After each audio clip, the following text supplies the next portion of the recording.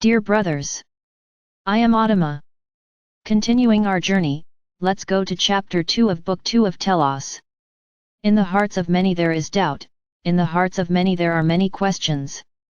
If we are so powerful, if we are so close, why don't we do anything? Understand, for every action there is a reaction. What happens to those people who have an ego bigger than their body? They were children who, in their first tantrum, received gifts, had everything they wanted, the way they wanted, they never heard no, because in their parents' concept, love is to satisfy all desires. This is how tyrants are born, those who do not accept denial under any circumstances, those who do not accept the ego's challenge, they do not accept challenges to their ideas. Many of these tyrants today are rulers of their own world, of the surface of this planet. They do not accept any type of agreement that interferes with their ideas or their power. It has already been said by many here that many leaders on this planet know of our existence and know what will come in the future, and many are taking a stand, looking at their own power with different eyes. But I could say that the great leaders are those who have always dominated, they are those who have caused all the poverty and all the hunger on the planet. And they will continue to do so until the last moment. There are bad losers and those who lose from the heart. Those who lose heartily are those who enter into any type of dispute, do not win and understand that there is a lesson to be learned there. It is not something to hate, anger, revenge, because you lost, accept the loss with your heart. But there are those who do not accept losing, and when they lose they try in any way to cross the winner's path, and often take him out of his own way. Understand as you wish. So they are those who will do anything to not lose. They never see themselves as losers, they never see themselves as the ones who will be at the bottom, as they imagine. And most of the time they do everything dishonestly to become the winner again, and no matter what needs to be done to them, they will do it. I will bring this example to the planet today, in which those who have dominated the planet for so long, know that their time is running out. They know that everything they have done outside of the plans of Father or Mother God will provoke a reaction, they will not go unpunished. But inside their hearts, what is important? I will not emerge as a loser. I leave but I destroy what I created, because this is how they see themselves, as owners of the planet. And I can tell each one of you that we have done a lot to prevent what they wanted to do, which was to destroy this planet entirely. Underground bases weren't made in the center of the earth for nothing. The idea was to implode the planet from the inside out, but these bases no longer exist, everything has been dismantled. What can they do now? Everything that hits you on the surface, everything that brings fear and hopelessness, new techniques, new laws, new ideas that to many will seem wonderful, but that deep down is just sinking more and more the physical bodies of the surface inhabitants, and consequently destroying Gaia's body, increasingly contaminating the planet's body. But we always like to remember something: are you puppets, are you manipulable dolls? No, they're not. You have free will, you agree with a lot of things if you want to agree. We understand that many things that happen you cannot resist. Maybe not?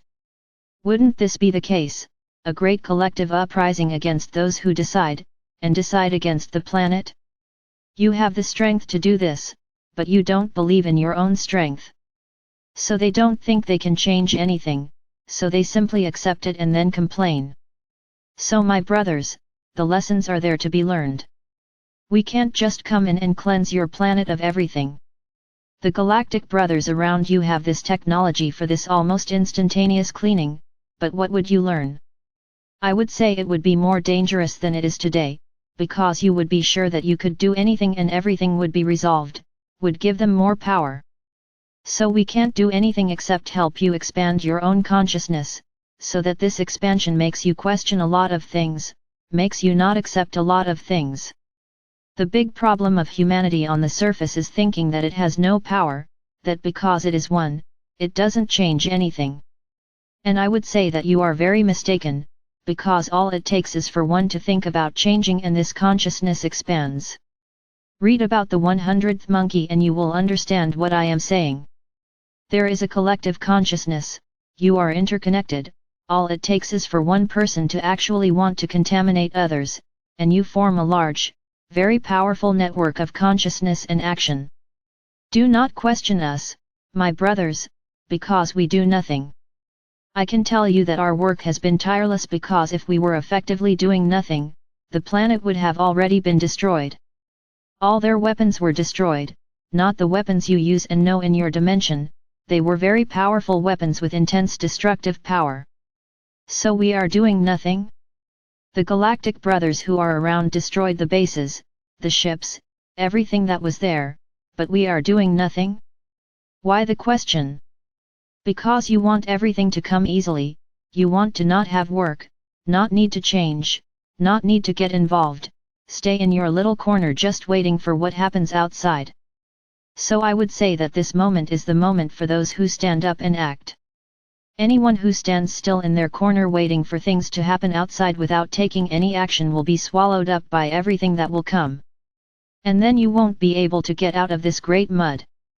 The expansion of the consciousness of those who are vibrating light and love for everyone on the planet and for the planet, causes your vibrations to increase, and you are increasingly able to change what is being changed, because when your consciousness collectively grows and they make big decisions, we intervene to make these decisions happen. So there needs to be a collective interest in change.